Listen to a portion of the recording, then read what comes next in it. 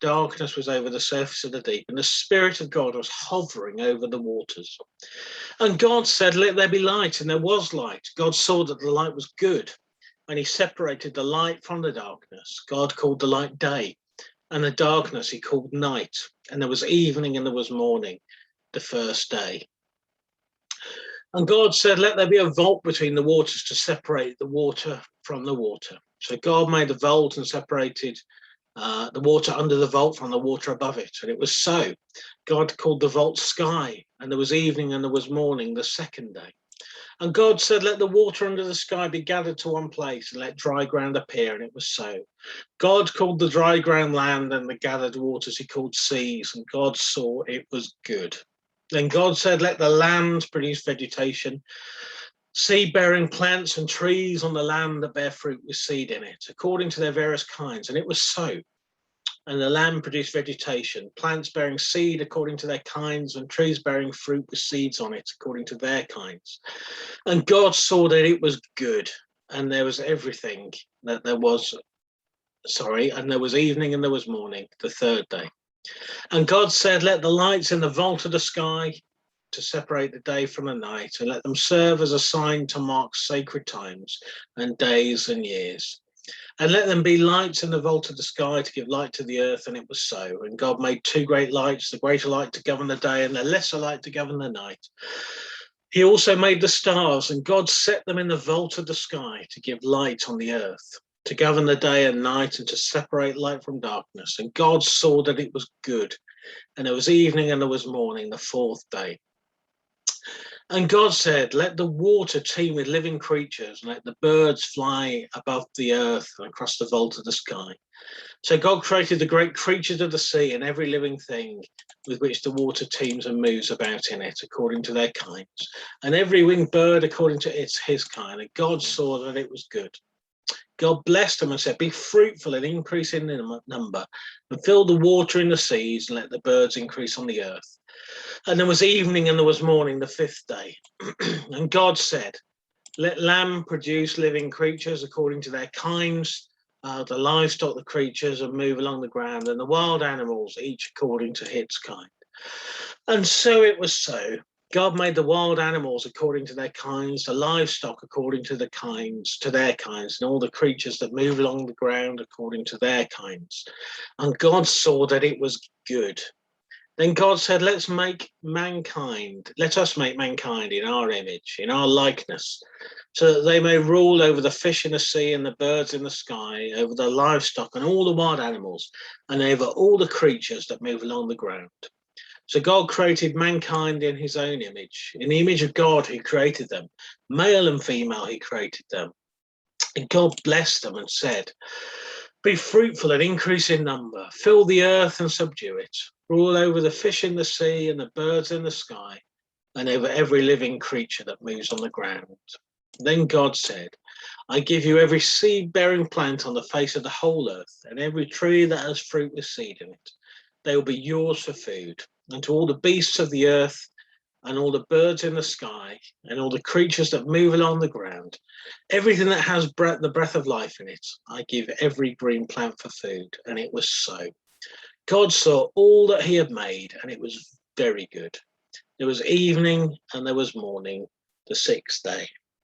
And it's such an incredible passage as thinking about creation, the wonderful world that God has made.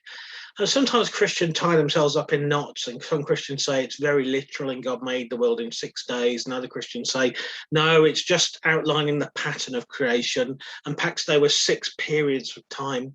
Some Christians say, well, it's just a parable, but we know God created, but it's just, this isn't a scientific explanation. And I'm going to very neatly sidestep all those questions this morning by saying I think the primary purpose of the passage is to say God has given us a good creation. And incidentally, even those who talk about it being a 6-day creation literally, and people say, no, it can't be. Remember at the beginning, the Spirit was hovering over the waters. The planet was in existence before this began. But I think probably for most of us, we would gravitate towards this is 6 periods of time, and this is and scientists would agree, this is broadly the order that they would see creation as happening in. God is creator. That is what we stand around and we believe in and we affirm together. Let me read a few verses from Mark chapter 12, verse 28. One of the teachers of the law came and heard them debating. Noticing that Jesus had given them a very good answer, he asked him, of all the commandments, which is the most important? The most important one, answered Jesus, is this: Hear, O Israel, the Lord our God, the Lord is one. Love the Lord your God with all your heart, with all your soul, with all your mind, and with all your strength. And the second is this: love your neighbor as yourself. There is no commandment greater than these. And that Bible passage always makes me laugh. Just the fact that you get this teacher of the law wandering up to Jesus thinking, oh, he gave a good answer, I better ask him a question. And it just strikes me as being really ironic, this sense of someone thinking, someone who might be as clever as me, I'll talk to him. And he probably got a shock, didn't he, the more he talked to Jesus and realised who he was. Anyway, that's an aside. We're thinking today about creation care, and I want to do it primarily through thinking about what it means to love God and what it means to love our neighbour. Before we do that, I wanted to point, you may have noticed these pictures behind me here. You might not be able to see them very clearly.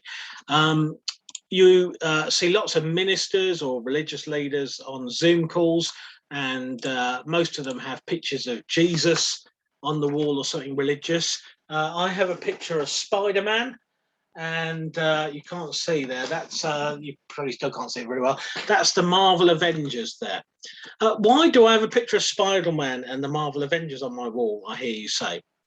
Perhaps I don't hear you say. The reason for that is my daughter drew them for me. And if you could see my office is an absolute mess. I'm not the tidiest of people. And what I was finding was she would draw me these pictures and I would just put them on my desk somewhere. And I noticed, if you look closely at Spider-Man, there's actually a footprint on him. And Spider-Man ended up on the floor and I trod on him. And I felt so bad about that. I put them on the wall. And the reason they're here is not so they're in zoom shot. They're here because that door, hang on, where's my hand? There it is. That door there is the door in. That's the door she walks through to come into my office. So the first thing she sees when she comes into my office is not Spider-Man on the floor, it's Spider-Man on my wall. How ridiculous it would be if she gave me this gift that she's poured her heart into. She's tried really hard and I ripped it up and trampled on it. It'd be horrible, wouldn't it? Well, who would do that? And yet, what have we done with God's creation? And okay, it wasn't us as individuals, but we collectively as humanity, what have we done with creation? We've taken creation and we've used it for our purpose. We've done what we wanted with it. And the planet, as a result, is really seriously in trouble. God has given us this wonderful gift. My wife and I have, over the past few years, and as a family, we enjoyed some walking holidays in Scotland, and it's just absolutely breathtaking to get to a mountaintop, especially breathtaking because you've had to walk up the hill to get there and you're out of breath. But even if so, even when you get to go up on a cable car or something, just this moment of looking at this grandeur around you and pausing. And it was strange. My wife and I walked the West Highland Way in Scotland, 96 miles through some quite remote terrain in the Scottish Highlands. And we spent lots of moments of pause and silence. The next year we walked it with my 2 daughters. And in those moments of pause and silence became moments of, can we go now? I'm hungry. Come on. And they wanted to get a move on. And we were just trying to stop and just take into account this beauty of creation. And when you think of the wonder of creation, and so much of it is functional, isn't it? And you've got all sorts of things that God has made and it works together. But you look at some of the things, and some of the things we saw in the beginning of the video, and God has just put some of those animals here just because they're amazing. You know, those majestic views of the Scottish Highlands, they don't do anything, do they? They're just there to enjoy. You just look and you think, my goodness, my God, how great thou art. God has given us this wonderful planet with all that we need, with air, with water, with the materials that we need to create and to build things. And he's given it to us. And in Genesis, it says it's given him to us to rule over. Now, a lot of people jump on this verse and will say, well, surely that means climate change isn't an issue because the planet is ours to rule over. We dominate it. We do what we want. Man, make fire, and it's okay. We do whatever we like. And I find it really interesting because the Hebrew word for rule in Genesis is used again in Psalm 72, verse 8 for God, and it's Rada. And in Psalm 72, verse 8, it says, may he rule from sea to sea. May he Rada from sea to sea. And then the psalm goes on to talk about how he will do it. Verse 12, he will deliver the needy who cry out, the afflicted who have no one to help. He will take pity on the weak and the needy and save the needy from death. So God demonstrates what it is to rule over by caring for the needy, by caring for the most vulnerable. So we can't seize on this verse in Genesis and say, we are the rulers of this planet. We can do what we like with it. And in the same as we talked about my daughter's pictures, I would never trample on it and destroy it. And why would we take this beautiful thing that God has given us and destroy it without doing something different? Genesis 2:15, God took the man and put him in the Garden of Eden to work in it and to take care of it, to serve it, to protect it, to guard it, to keep it. Any of you who've done any gardening, if you've got an allotment, anything like that, we know we have to care for it. If you've got an allotment and you care for it, you need to do the right things to keep the soil healthy. It's no good just turning up and thinking, I hope it's okay. And we need to weed it and keep, we need to take care of it properly. And the same with creation, to realize that we also are a part of creation. It's a wonderful gift from God and we should care from it. How do we love the Lord our God? Well, one of the ways we love the Lord our God is by caring for creation. The second part of the Bible passage is talking about loving our neighbour as ourselves. Why should we care about climate change? Well, we care about climate change because we love the Lord our God and we want to care for the planet. But the second reason we care for climate change is because it disproportionately affects the world's poorest. It impacts on those who are the most vulnerable. So the temperature increase we're seeing in our planet affects the poor and the most vulnerable.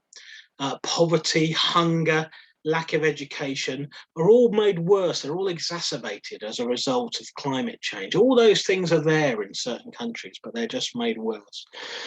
We've always had rain, we've always had heavy floods, but the frequency and the strength of these is increasing and damaging. The sea level is rising. Did you know that 2/3 of the world's biggest cities are within 1 metre of sea level? And when you think about that 1 metre, the rising level of the sea actually becomes significant for so many of us. You're probably fairly safe in Cambridge from rising sea levels at the moment. The poor are affected so much. And when we think about the floods, the awful floods we've had in this country, and we see the devastation that they cause, but repairs are possible. Homes can be restored. A difference can be made. But in a country like Bangladesh 3 years ago, where they had flooding, it's just on a whole different scale and the impact is devastating. A few years ago, Texas and Syria both had droughts. Texas and Syria, climatologically similar, believe it or not. But Syria has an unstable political system. It has poverty, it has conflict, it has a refugee crisis. And so, of course, the drought there, the effect is so much bigger. So much bigger.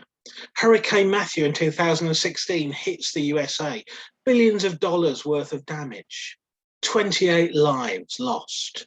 And we see that on the news and we think that's terrible, 28 lives lost. But before it hit the USA, it hit Haiti, which is the poorest country in Central and North America. Haiti also already had cholera.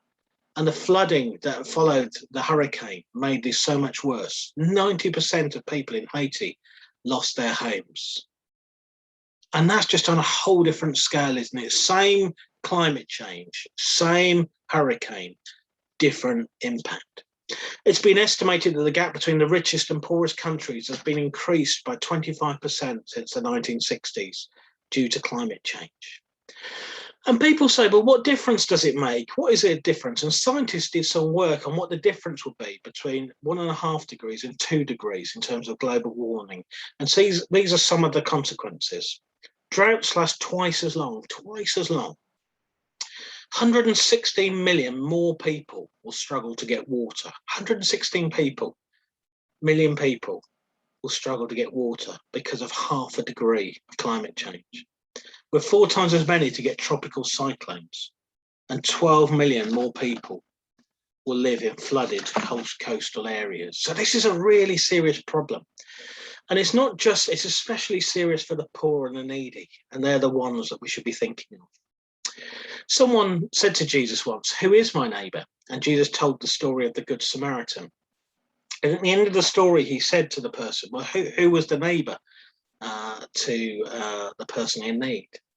And the person said, well, it was the one who helped him, wasn't it? The Samaritan. The Jews and the Samaritan, who were enemies, they were from different countries, they were from different places. They shouldn't have been together, but they became neighbours as a response of this need. And as we think about some of these people in the third world, in the developing countries, and we just feel like they're so far away, but in their need, they become our neighbours.